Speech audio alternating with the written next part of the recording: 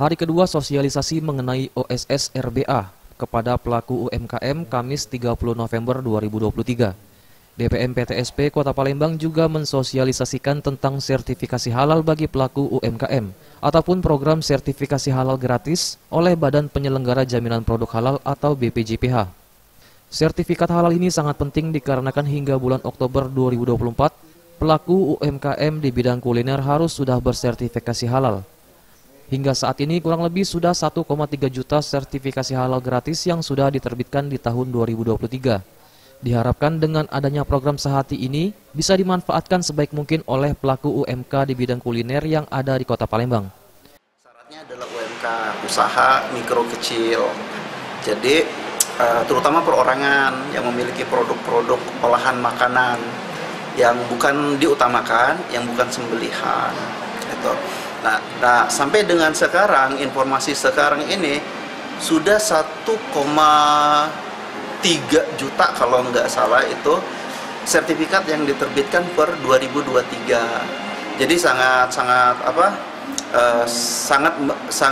sayang kalau para pelaku UMK terutama yang kuliner itu tidak memanfaatkan ajang ini. Jadi kami sarankan untuk segera menghubungi pendamping-pendamping setempat, terutama di kuah-kuah kecamatan yang ada di Kota Palembang, itu sudah dapat dilakukan juga pendampingan sertifikat halal. PLT Kadis PMTSP Kota Palembang yang ditemui di ruangannya mengatakan, selain mensosialisasikan program Sehati dan pentingnya sertifikasi halal, DPM PTSP juga memfasilitasi para pelaku UMKM untuk mendapatkan sertifikasi halal.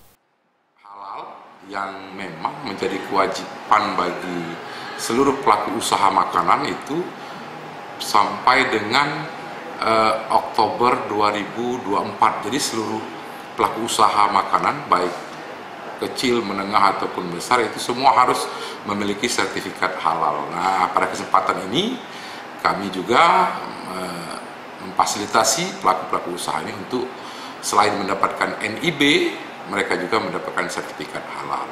Mudah-mudahan ini menunjang seluruh kegiatan perekonomian di level bawah, terutama pada usaha kecil dan menengah. Banyak hal-hal baru bagi masyarakat sehingga kita fasilitasi, kita informasikan, kita ajak bintek mereka sehingga mereka nanti cepat mengerti dan mungkin ke depan bisa langsung mengurus sendiri, apalagi dengan... Masa penahapan pertama kewajiban sertifikasi halal sendiri sudah dimulai sejak tanggal 17 Oktober 2019 dan berakhir di tanggal 17 Oktober tahun 2024. Jika hingga tanggal 17 Oktober 2024 pelaku usaha kuliner belum bersertifikasi halal, maka akan terkena sanksi. Eza PM, Sriwijaya TV.